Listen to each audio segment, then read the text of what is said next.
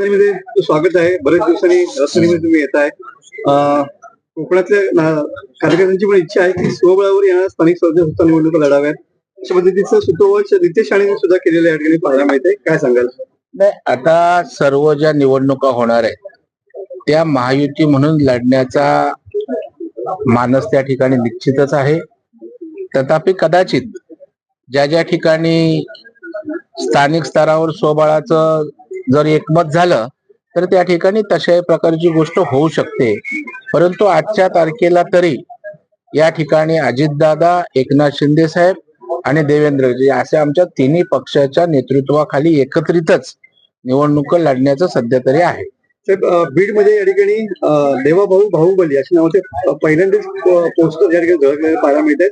ज्या पद्धतीनं मराठा आरक्षणाला GR या ठिकाणी काढला गेला, बीड मध्ये खऱ्या अर्थानं एक वेगळं चित्र या ठिकाणी पाहायला मिळतं. सुरेश दसांचा पण फोटो याच्यावरती आहे आणि लढाई आपण जिंकलो अशा पद्धतीचा आशय याच्यामध्ये पाहायला मिळतोय.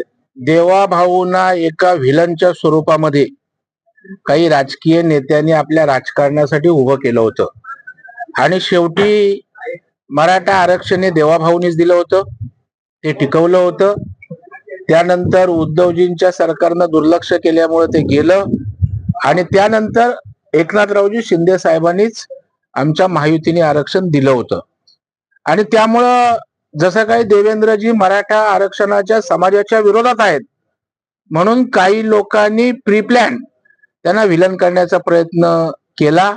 परंतु देवाभाऊ आहेत आणि बाहुबली असल्याचं त्यांनी एकही मारा लेकिन जोरशे मारा अशा पद्धतीनं या ठिकाणी त्यांनी मराठा समाजाची मनं जिंकलेत.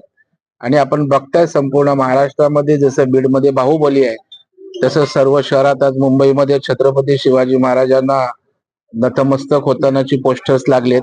आणि त्यामुळे एक मराठा समाजामध्ये देवेंद्रजींच्या विषयी एक आदराचं आणि आपुलकीचं स्थान निश्चितच उभं राहिलेलं आहे. असं मी सांगा ना, मुंबईत सुद्धा आणि ठाण्यात सुद्धा अशा प्रकारचे होर्डिंग्स लागलेले पाहायला मिळतात. पण खऱ्या एक कॅम्पेनिंग भाजपकडून सुरू झालेलं आहे. पण शिंदे साहेब असं म्हणतात की आम्हाला कॅम्पेनिंगची गरज नाही, आम्ही आमच्या विकासाच्या दरावरती. असं कुठे फोटो टाकून कॅम्पेन होत नसतं.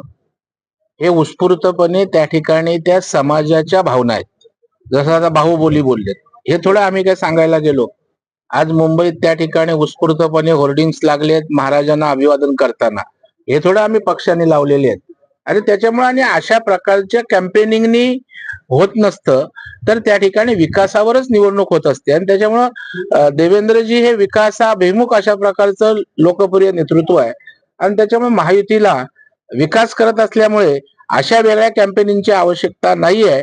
हा उत्स्फूर्त मराठा समाजाचा ज्या काही भावना होत्या त्या वेगवेगळ्या स्तरावरून प्रदर्शित झाल्या. सचिन अहिरे असं म्हणालेलं आहे की आता गणेशोत्सवाला पितृपक्ष लागेल, त्यानंतर दसरा मेळावा येईल, त्या दसरा मेळाव्या दरम्यान दोन भाऊ एकत्र येतील की नाही हे सांगता येत नाही, पण एक नवी दिशा नक्कीच मिळेल असं त्यांनी म्हटलंय. दसरा मेळावा येतो, दसरा मेळावा त्यांची जी काही दशा झालेली आहे त्यातनं बाहेर येऊन त्यांना दिशा मिळावी अशी आम्ही सदिच्छा व्यक्त करतो.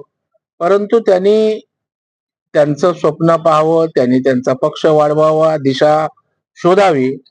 आमचं काही त्याला हरकत असायचं कारण नाही. परंतु आमची स्पष्ट दिशा आहे. त्यामुळे महाराष्ट्रातील जनता, मुंबईतील जनता ही पूर्णपणे भारतीय जनता पार्टीने आमच्या महायुतीच्या मागेच आहे.